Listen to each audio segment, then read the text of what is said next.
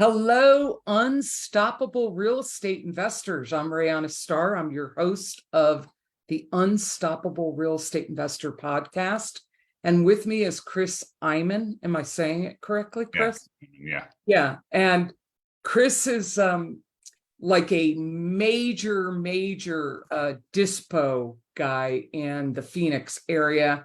And we're going to talk about that because there's a lot of wholesalers that are in this community and struggling and trying to figure out, how to get more properties under contract, but really how to dispo more of them. How do we get them sold? How do we get a consistent flow of deals? So, Chris, welcome to the show. It's good to have you. Have someone who's just really crushing it in real estate and very experienced to share some of your experience and wisdom. Yeah, I appreciate it. Thanks for having me on. Yeah, it's good to have you here. So talk to me, Chris. So you're in the Phoenix area. What part of Phoenix? I live in just kind of North Phoenix, right? I live in actually Paradise Valley. It's right between Phoenix and Scottsdale. Okay. I've been there I'm born and raised in Phoenix, so been there. Okay. All right. And so what were you doing before you got into real estate? Tell us your story of before and how you got into real estate and what you've been doing. So I've been through a couple downturns, and one of those was the tech downturn. So I was in Phoenix, played basketball there, played basketball at Grand Canyon University, which is a local university there, and graduated with a computer science minor and a math major. So kind of those choices let you into engineering or computer science. So I went the computer science route. I graduated in like 93 and went the computer science route until 99, where I got laid off twice in basically a 12-month time frame. I don't know if anybody knows this, but the late 90s was the tech downturn, the dot-com bubble, as they call it, right? So with that, when you are worked your way up the corporate ladder and you're making the corporate dollars and you get paid a decent amount, that they start having trouble. They start cutting costs. And so I was a victim of that twice.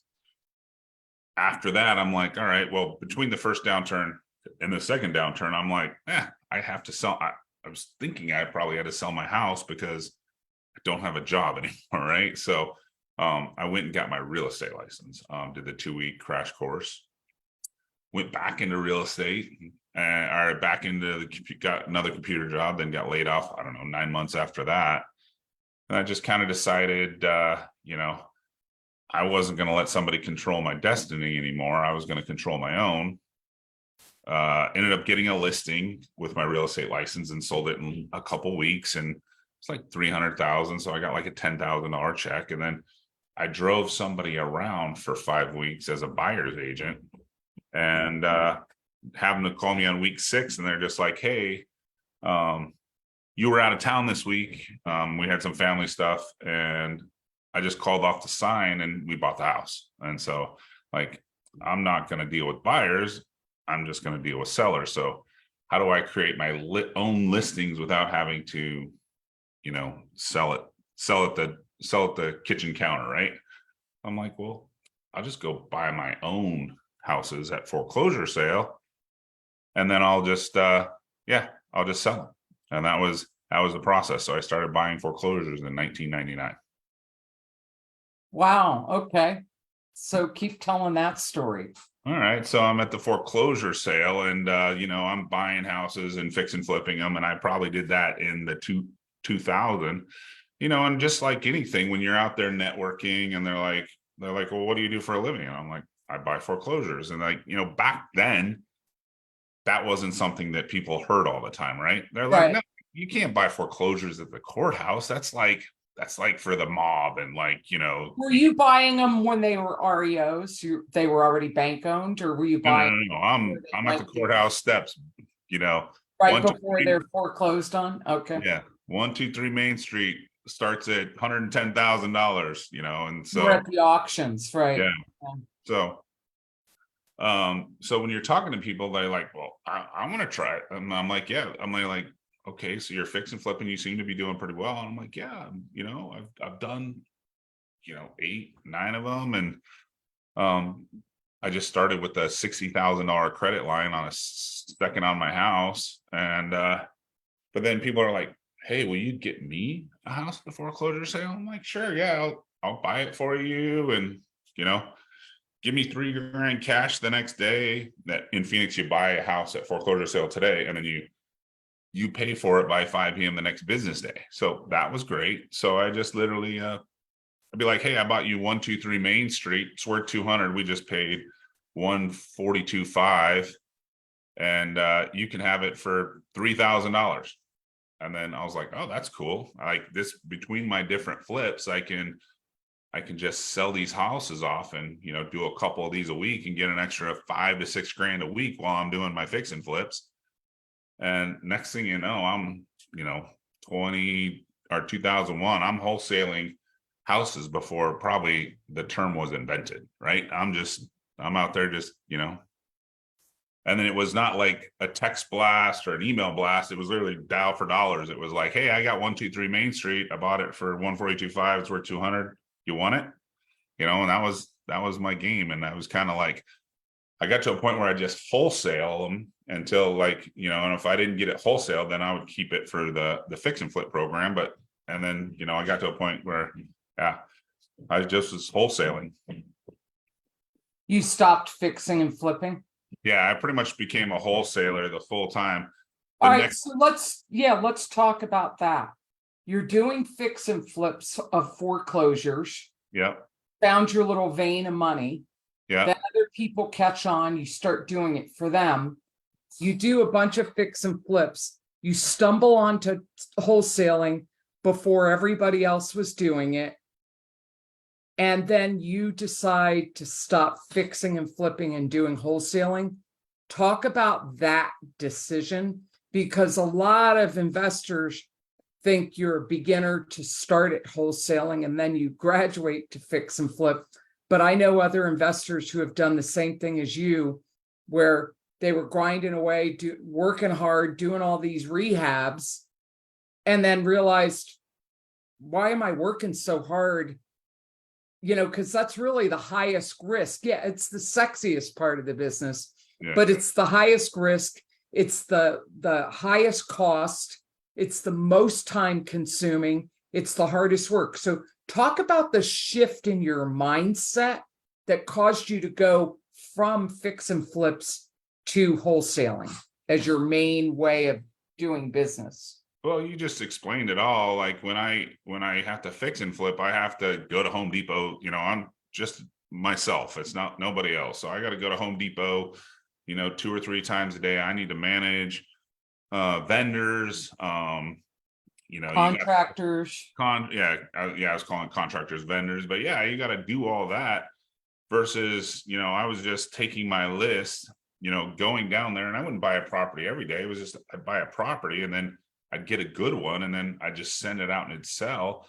And I just started doing volume of that. And then there was another transition. So in about, I was borrowing hard money when I was doing the fix and flips, back in Phoenix at that time, it's 18%. It's like 10% down, 18%.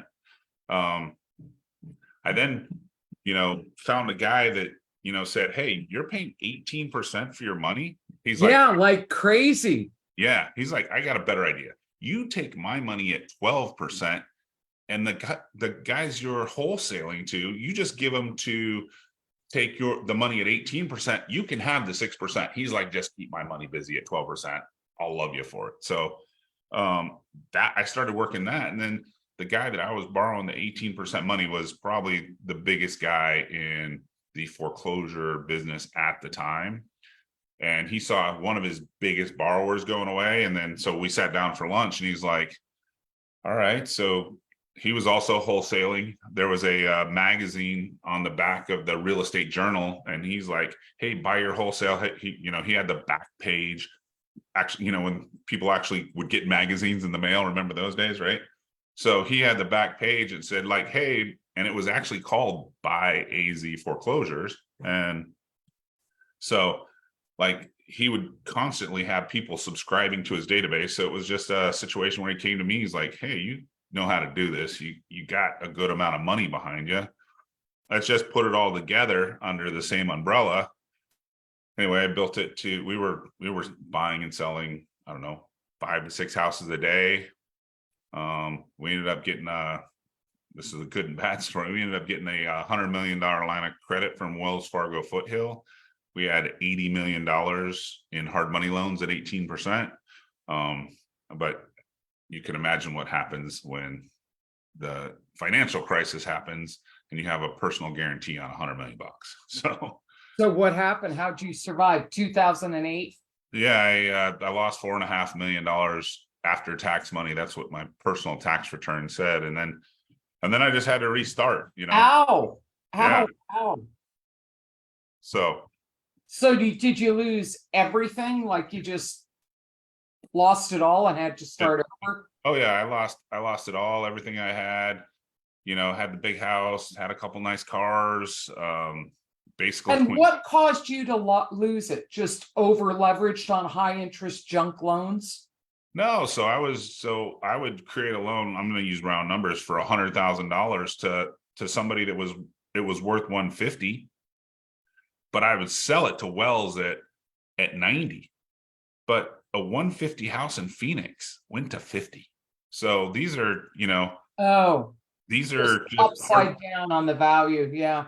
Yeah, these are So just there were a lot of short sales after that. Yeah. Yeah, they just gave you the keys back. There was no, these are hard money loans. There's not on your credit. They just, here's the keys, take it back. So and remember when I created the loan at 100 and I sold it for 90, that 10% was our equity piece. And so you have $80 million start to basically foreclose. That 10% piece on $80 million is $8 million. Well, a good chunk of that was obviously mine, and I had some rental properties, and just lost it all and just had to restart. So let me ask you, because a lot of people were predicting, Chris, that the recession we were supposedly going into, may go into, we're in, is happening, whatever, that there was a fear of the same thing happening that happened in 2008. And I say that's impossible, because the reason it happened in 2008 was predatory lending and just junk loans and people not being qualified and all that. You haven't gone through that and survived it and bounced back and rebuilt. What did you learn from that experience that will cause you to prevent that from ever happening to you again? Yeah, so I manage a $60 million hard money fund now, but I don't have a personal guarantee with any bank. It's just I literally lend the money. I lend at 12.9. I pay friends and family 10. And I just said, hey, when you have a bank line and the bank line, they want their covenants followed, you have to follow their covenants. Now I'm just like, hey, we have these houses, and as money has come in, I'm just like, if we have these houses, we may have to take them back and use them as rentals, but I don't have Wells Fargo sitting over my shoulder going, you have to do this. I'm like, I make a deal with my investors, like, we got great returns, but we're entrepreneurs.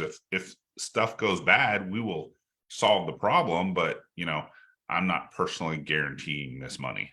So that I didn't do any more personal guarantees. And when I restarted, obviously I was at the foreclosure steps, and I knew how to do that. And because everything was underwater, to clean the title, it had to go through foreclosure. If you owe 200 and your house is worth 150, you have two choices: short sale or foreclosure. Those are your choices. So obviously a good amount went the short sale route, but a good amount went through the foreclosure steps. And and you're one of the guys that knows how to do it. I actually just started a bid service where I'd charge people $1,500, and I'm like, hey, I know how to do this. I'll put out the information. Kind of like a turnkey foreclosure acquisition business. Were you able to save any of your own properties that were going into foreclosure and get them back by knowing that process? So I kept my primary residence, but I did lose. I was actually in the Phoenix area. I had my rentals were in. I was buying rentals in actually Houston, Texas, because I mean, back then you could buy a brand new, just built home in Houston for like 160 or 170. I was like, these are great. So I was buying. I had some rentals that I lost. I lost 3 rentals in Texas. I didn't have a whole lot of rental properties. I have more now, but yeah, I just lost my rentals because I hate to say it, but the cash is coming in the door, and I don't have any cash, so it's hard to pay the rental property payment. You obviously were more worried about your own house payment. But definitely some tough times, but obviously that creates the motivation to crawl back out of the hole. I know a lot So of what, people. yeah, so talk about that, Chris. What do you mean? Like you you're on top of the world. You figured out a niche, you're showing others, you're super successful, then it all comes crashing down. You leaves it all except for your personal residence, and you had to recover. Talk about how you recovered, like how did it hit you? And then what was going through your mindset, like your internal mental process of how you dealt with that devastation and rose from the ashes like a phoenix. Talk about the mindset of that and what kept you going and surviving. Well, it's just obviously you got to have something that kind of gets you or inspires you to keep going. At the time, I got 3 kids, so that was it. It was like, That's it. I can't fail here. Like, I don't have a choice. And it wasn't like I had this big plan to recover to where I am today. I just like, all right, and I lost not just all my money. I lost about $1.5 million of friends and family money. So I actually had to pay that back. So, I talked to them, sat them all down and said, hey, I can't pay you any more interest, but I'll pay you back your money. I don't know what the time frame of that looks like, but I'll do it. So it was just a balance. And then, like I said, all the houses are going through foreclosure. So I'm back making actually pretty good money. And it was just like, all right. And our business we'd get paid quarterly. And I'd be like, all right, I'm going to section out like whatever it was, 7,000 for a month, 8,000. And there was more than that there. I'd literally just be like, all right, there might be a quarter check that was 80 grand. I'll be like, all right, I'm going to keep 20 for myself. Hey, Mr. and Mrs. People, here's 60. I told, and then, And you made good on your debts. yeah, made good on all. I've never actually lost. So I lost the money to the Wells Fargo, but in Phoenix, Arizona, there is not an investor in town that's ever lost money that's given to. And I've been in business for 23 years through, a couple downturns and a couple bad times. But that's why I probably have a $60 million portfolio, is because, people trust me. So. That's awesome. So you said you have a $60 million portfolio. Talk about your portfolio. What's in it? Because you've been talking mostly, you started out fixing, flipping, then you really predominantly do wholesaling, and your specific specialty is dispo.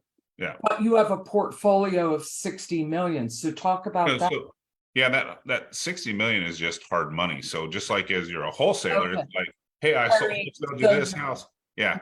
Can I carry the paper with 15% down? So then, I get the loan, and then so I charge 12.9%. And then Mr. Investor, I sell it to them at 10%, and I'm a licensed banker. So I service the middle. I make the 2.9 spread in the middle, so.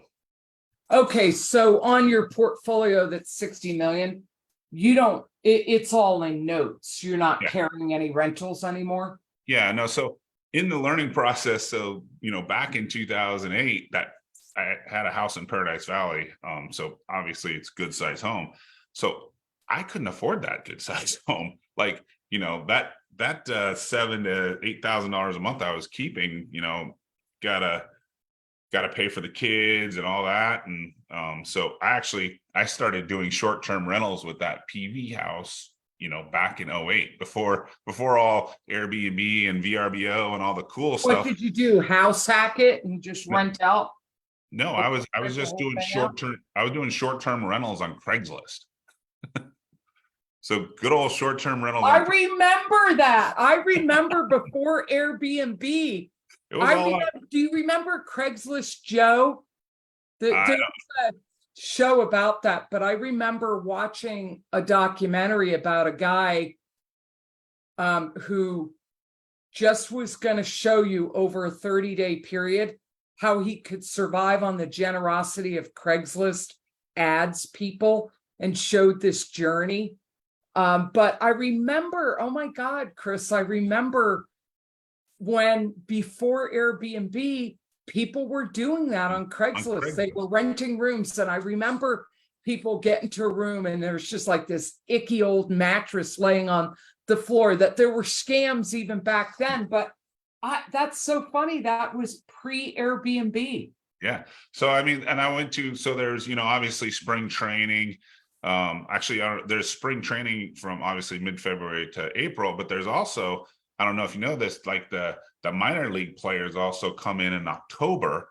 So I made a deal with I found this lady that was managing like the athletes. So pretty much October I could get booked. Obviously spring training, they would just book in the baseball players, because I live, it's a nice house in PV. So I'd get baseball player bookings and those bookings. And then I would do like 3 months. I'd concentrate on like 3 to 4 month rentals. Somebody had a drain go bad in their house and it flooded or something. So during the summer, I would just, put it up for Craigslist, like, hey, furnished, house. If you got to move out of your house because your house flooded or something. So I'd concentrate on that.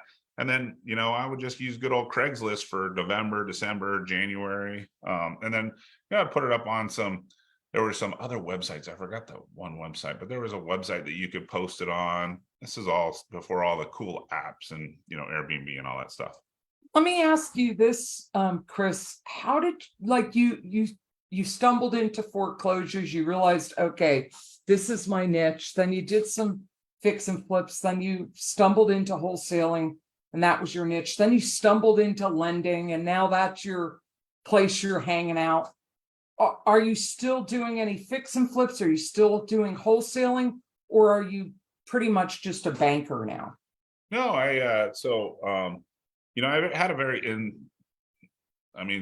it's not the only person, I'm not the only person that had this mindset, but when I was like losing, built the business back in early 2000s, there weren't mentors. You didn't tell people your business, right? You just kept it all a secret. And then, I lost everything. And then, early, 2009, 10, 11, I'm out there just hustling, trying to get stuff. And, and then obviously if I would have stayed a foreclosure guy, I would not be in business because there's no foreclosures, right? So I actually had to pivot again in like 2000, and I had built this list because I was just wholesaling foreclosures. So I actually, and we talked about this, I actually had to pivot off the foreclosure sale and just became a dispo guy, right? So, I didn't want to tell people my secrets, but my son, grew up, he went to U of A. So actually, I just kind of handed over the acquisition part, but I just kind of went into a wholesale model. We talked about Pace a little earlier before we got on the show, but I was like, Pace was just kind of starting out in a wholesaler. I'm like, hey, Pace, I got a pretty good database. Can we do some wholesale together? And so before, he ventured down the subject to road and all that stuff. And he was just concentrating.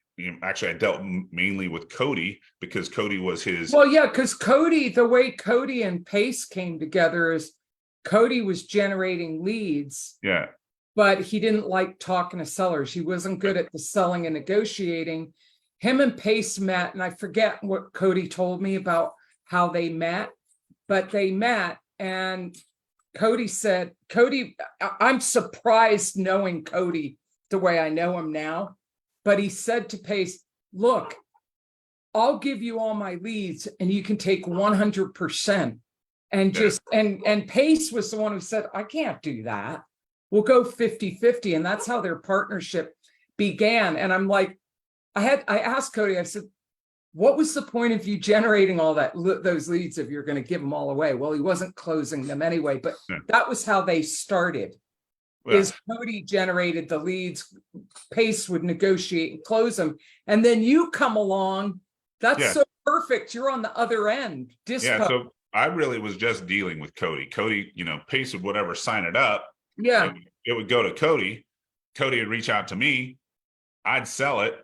And I was just doing it for a flat fee. I'd pay them, I'd charge them $3,000 a house. Like, I mean, they could make 30 on this one. And so they'd make 27 and I'd make 3. And that was just the relationship. But I mean, like I said, we did 200 or 300 houses, but I wasn't just doing it with, Cody and Pace. I was doing it with, Were you doing it with Jamil yet at that point?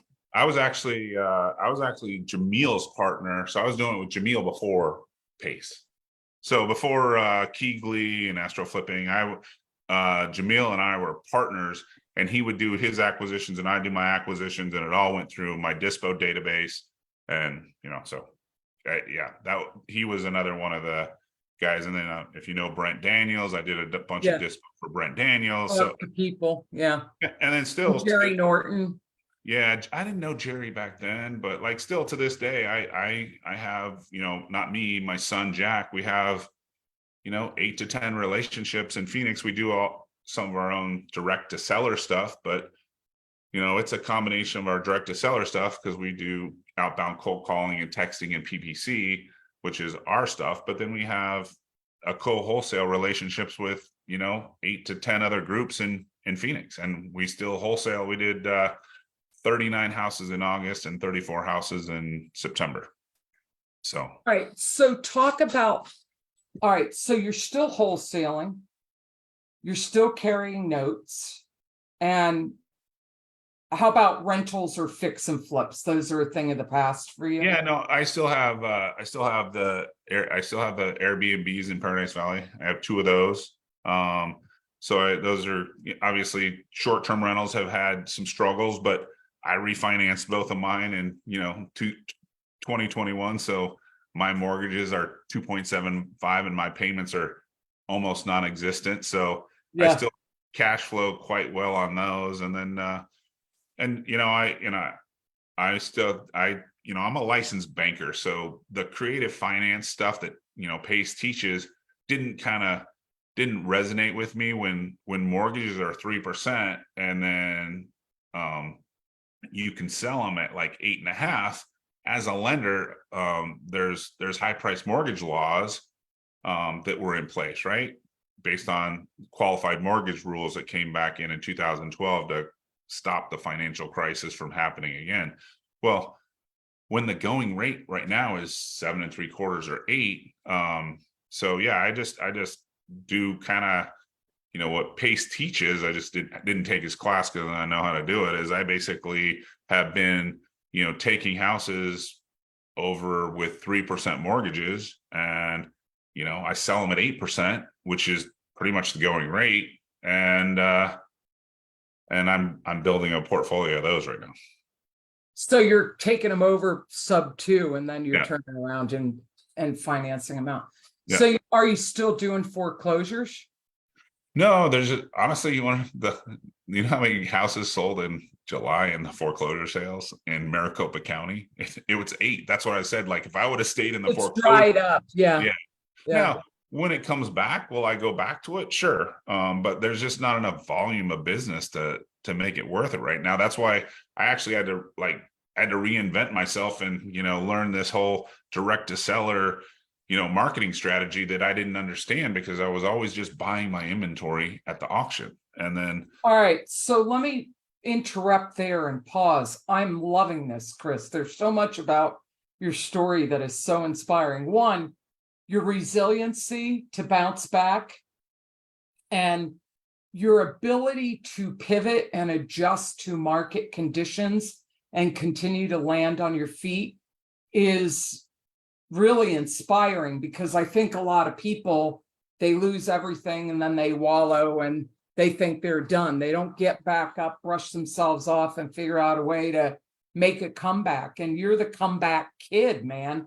First it was fix and flips, and then you stumble into wholesales. You focus on foreclosures, they dry up, you lose everything, you bounce back, you figure out, okay, foreclosures have dried up, now we've got to pivot here. So let me ask you, I mean, you've interacted with a lot of people, big titans of industry in this industry, Pace, Jamil, Cody, Jerry, Brent Daniels. Talk about, there's two things. One, your mindset of how you're able to keep bouncing back compared to when you see people who don't. Yeah. Okay, so there's that. And then I want to shift gears and talk about your marketing, like what you do. What's the machine behind you that's keeping the business going? I know you hustled in the beginning, but now surely you've automated and have a little machine running. But first, talk about that mindset of resiliency and the ability to bounce back. And were there times where you're just like, oh my God, I don't know what I'm going to do? And the importance of just a simple motivation, like having 3 kids, their failure was an option. Talk a little more about that. Well, it's just, I'd say the biggest piece of that is just one day at a time, right? You just one day, you can't, when you're kind of down in the dumps, you just got to do it one day at a time. So, obviously if you do anything consistently, I didn't, I just kind of like, it was just have to do it. I took my kids, they went to a private school. So it wasn't an option. You just had to do it and found a way. Yeah. So, and then just like anything, like I said, if you do anything consistently, I was actually on Jamil's podcast and we were talking about W-2 employees. If people would actually take the 8 to 5 that they do on the W-2 employee, and they would consistently spend 8 to 5 in their real estate business every single day. And like, Jamil makes this joke, like you can shuffle your stuff around on your desk as much as you want, but if you just focus, right, you do it, this business isn't that hard. It's not really that hard. It's just, you just got to understand that, the ins and outs, and, just like you just have to do your homework, know what you're doing, and then apply it. Action. Yeah. Take action. So for me, like I did that whole big action thing. I got laid off twice. I wasn't the entrepreneur that left his job. I was just like forced out of my job. But then, if you just keep, like I said, when you lost everything, how do you recover from it? Just one day at a time, and then once you start to see yourself coming out, now you can be like, all right. I mean, when you owe $1.5 million, it's just like, all right, I'm down to 1.2. All right, I'm down to $1 million. Progress, right. I'm heading in the right direction. And then, once you get to even, now you keep going. And, obviously, anybody that was in the business in 2020 and 2021 was doing quite well. And then I'm sure if you're talking to real estate investors, that third and fourth quarter was not fun for a lot of people last year. So, and you might see some of that, coming up right now. I mean, mortgage demand is on a 30-year low. So, and it's, I think if you watch wherever state you're doing business in, if you watch the local data, you're going to see that transactions, like Phoenix transactions, are down 50%.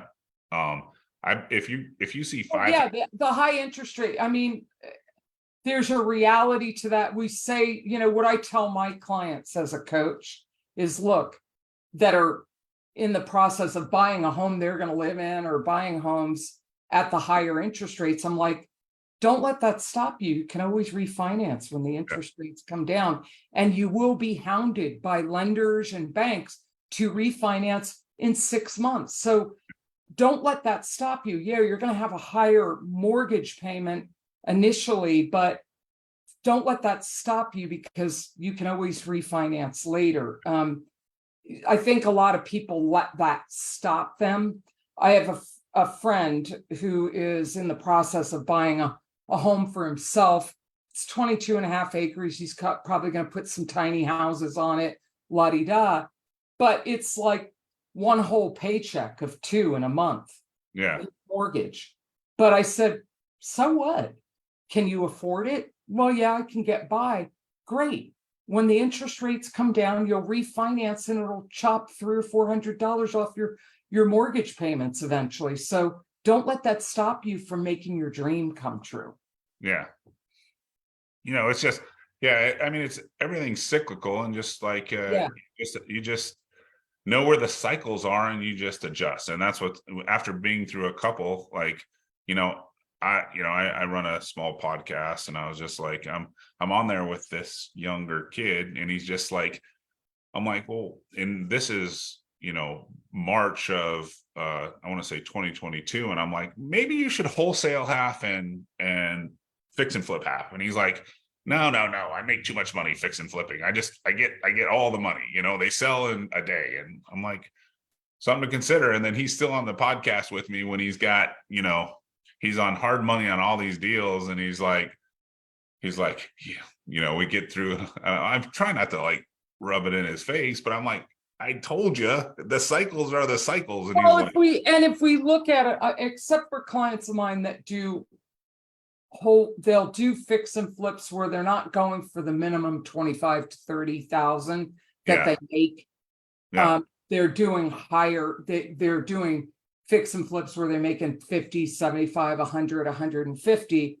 Okay, then I can understand that. But like, I have this client that they're redeveloping a property. So they're building 3 homes and 3 ADUs. And when it's all said and done, they'll make over $1 million when they sell it, but it's an 18-month project. So, in the meantime, what are you doing? And also, I think it's, you really do need to be resilient and have the ability to pivot quickly and accept that something has shifted and change to adapt. And I think a lot of people get complacent and comfortable, and they don't want to face that they've got to adapt, they've got to adjust, so talk a little bit about, now I'm sure it's changed in what you do for marketing, but talk about why you've been successful in bouncing back and pivoting. Like, what do you do behind the scenes that you're able to keep business coming in, whether it's wholesale, notes, rehabs, foreclosures, shifting gears? What do you do to get business coming in? How are you looking for deals? Talk about your processes and systems, your team, because that's more what I focus on is scaling, working with clients to scale, to automate.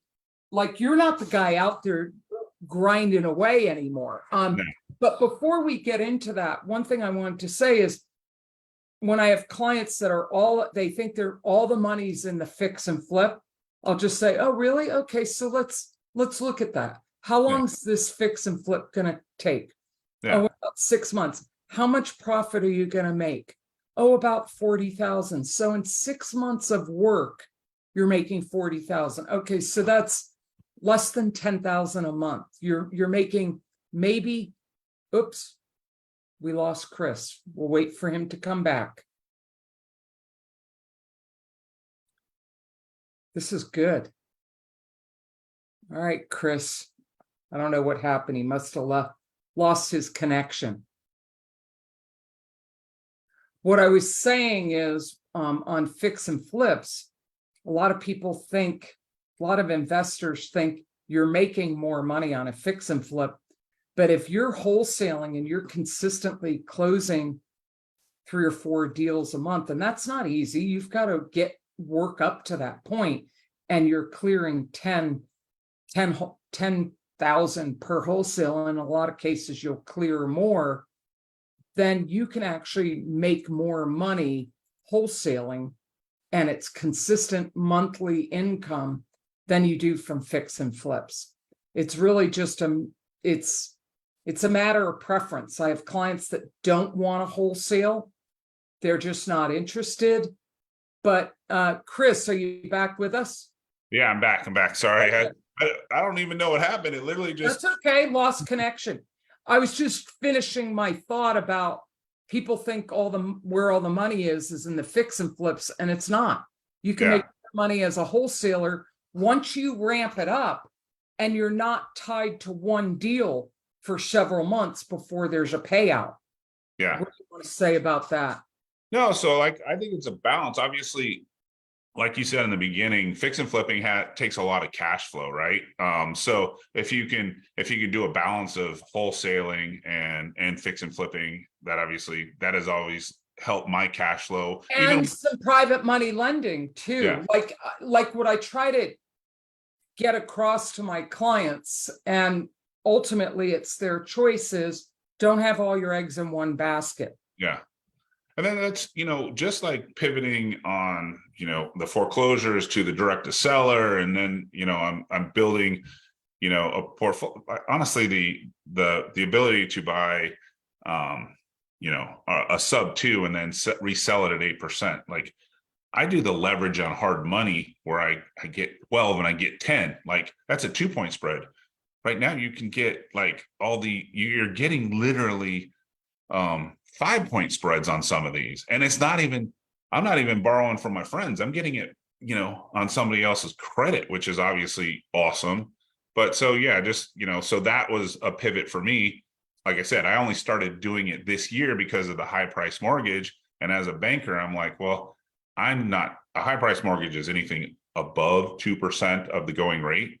So when it was at 3 and trying to sell it at 8, that was a little struggle for me.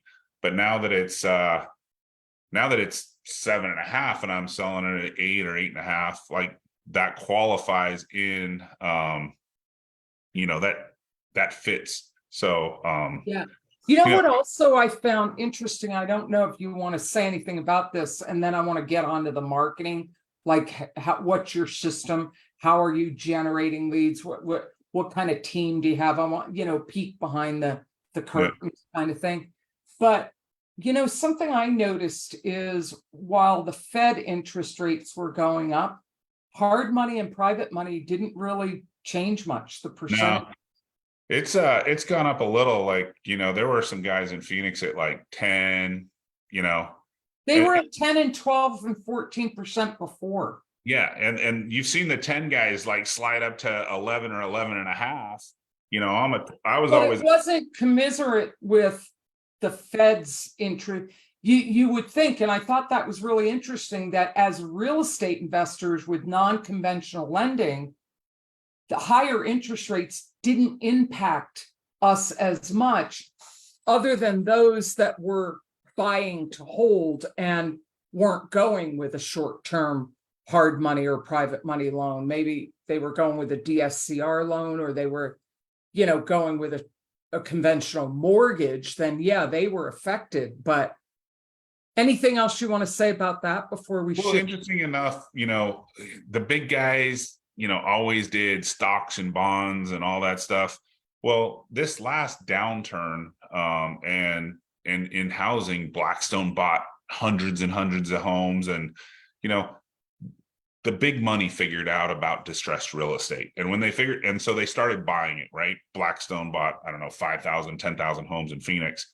But when they also had that money to deploy, they also figured out that hard money is almost like putting it in a house. So I think a lot more cash chases hard money now than it did in, call it 2010 or 2012. So that's why you're not seeing the big increase, because Do you see more and more hedge funds backing more hard money lender? Yeah, So and actually, there's been some companies over the last 4 years that have learned to take. We've always taken 30 years mortgages and sold them on the secondary market. Well, a couple other companies have learned to do that with hard money loans. So hard money has more access to cash, supply and demand, just like anything else. If you got a decent amount of supply of money, people willing to put into hard money loans, it obviously, like if if investors would have ran from the hard money space, obviously interest rates would have climbed quickly, but there's a lot of cash in the hard money space. So, if, you got a bunch of hard money lenders out there needing to put out money, they can't do that if their competitor's still at 12, right? So it's just good old supply and demand. Yeah.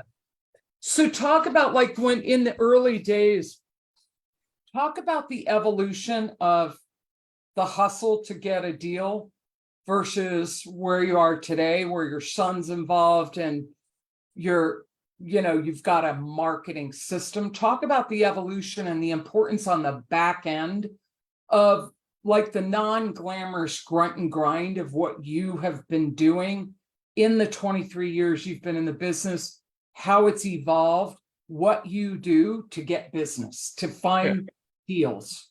Yeah. So obviously I was the foreclosure guy for years, and I was kind of known as the foreclosure guy. So that was, where I'd get my deals. Now, as I transitioned to direct to seller marketing, which I didn't know how to do, but I knew the guys that were out there doing it. So my first conversation with them was, and I'm like, hey, can you just send me a deal? And can I get it first? That whole story, like, can I get on your VIP list? How do I become exclusive?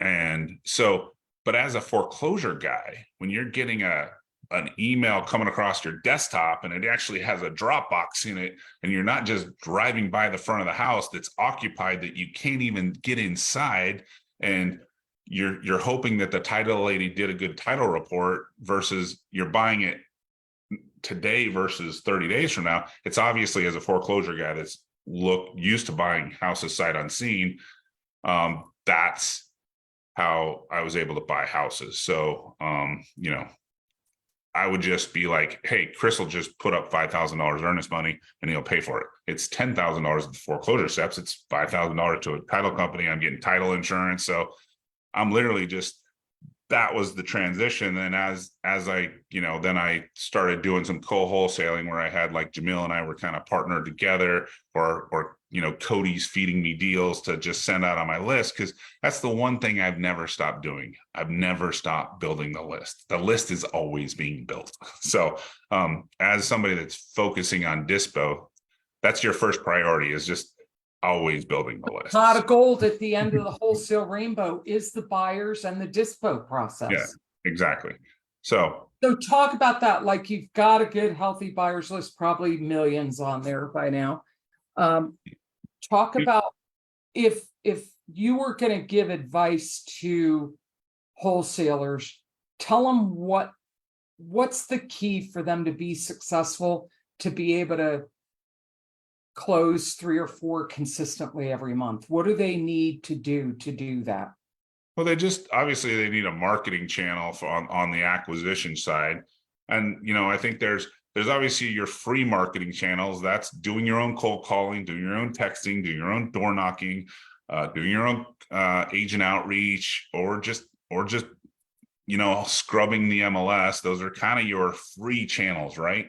And then you can have your paid channels, which is having a virtual assistant cold call, having a virtual assistant text message.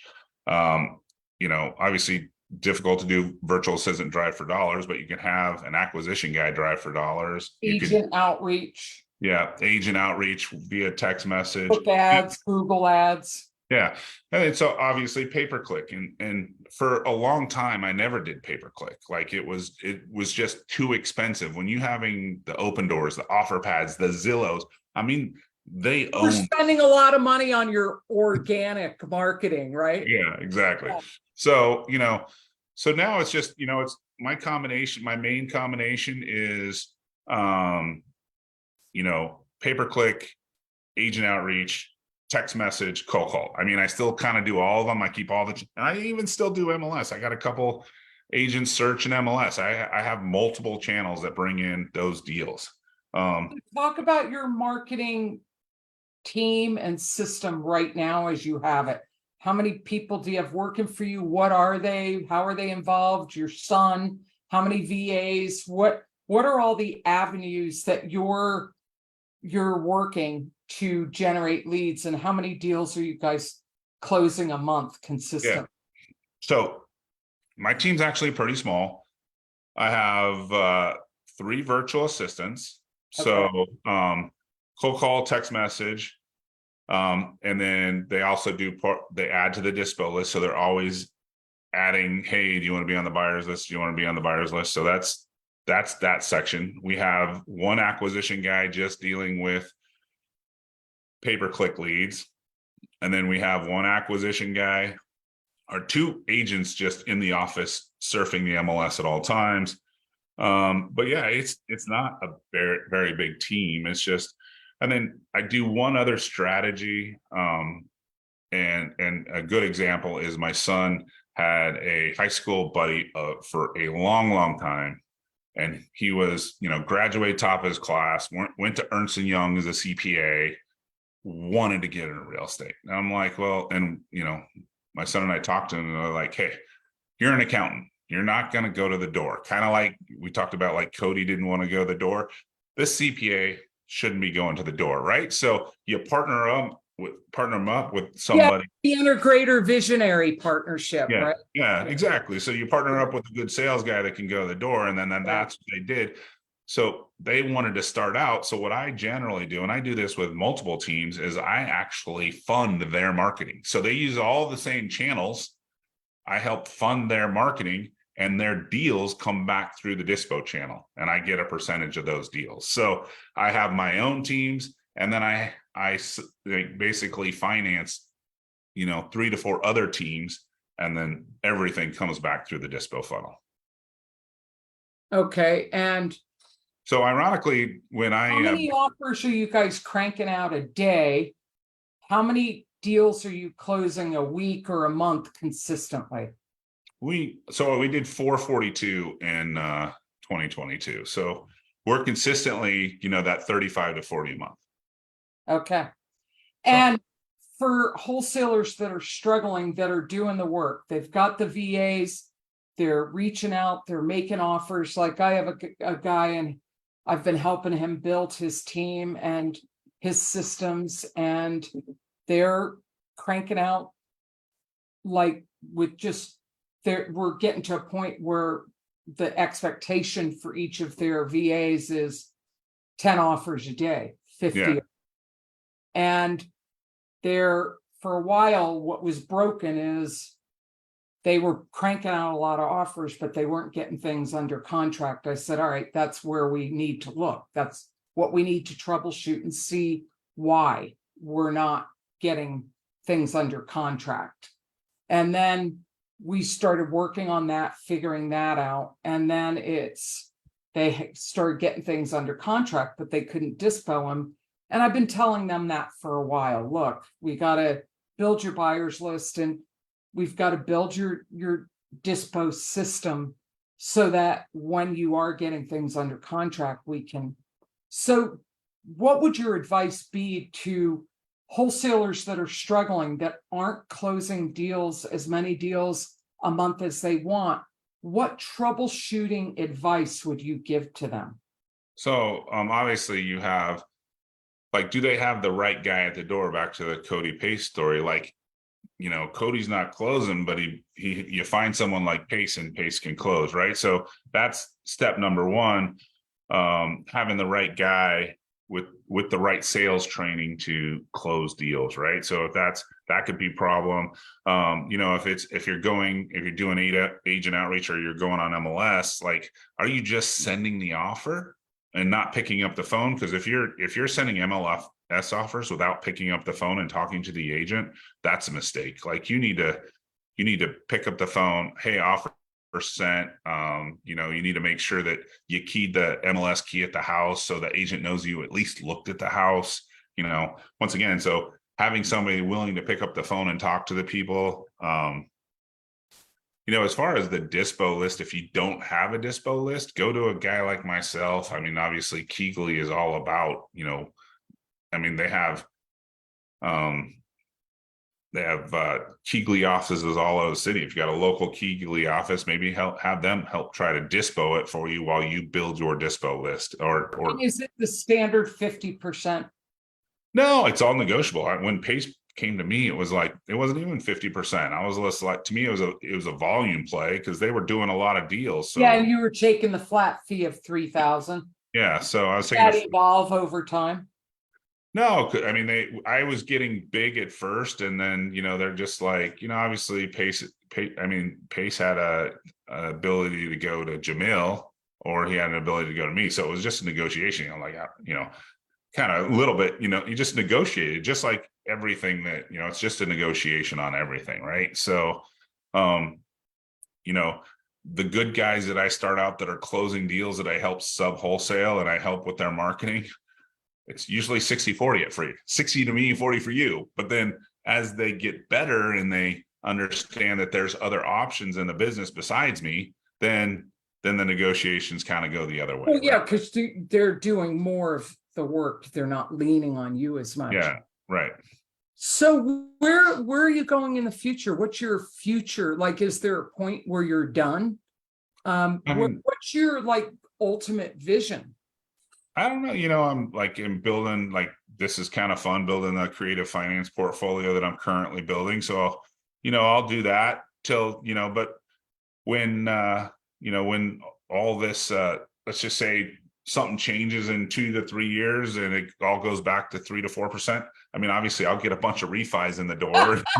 Yeah. I mean, so, that'll just be like, okay, what's next? What do I do And next? will you just keep going? Are you that kind of guy? You need something that's going to get you up in the morning? Like, you'll just keep going? Like, do you love this enough that it's like, why would I stop? I love what I'm doing. We've got a good thing going. Or is there a mountain peak you're urging to get to the top of, or are you happy doing what you're doing? Like, what's next for you?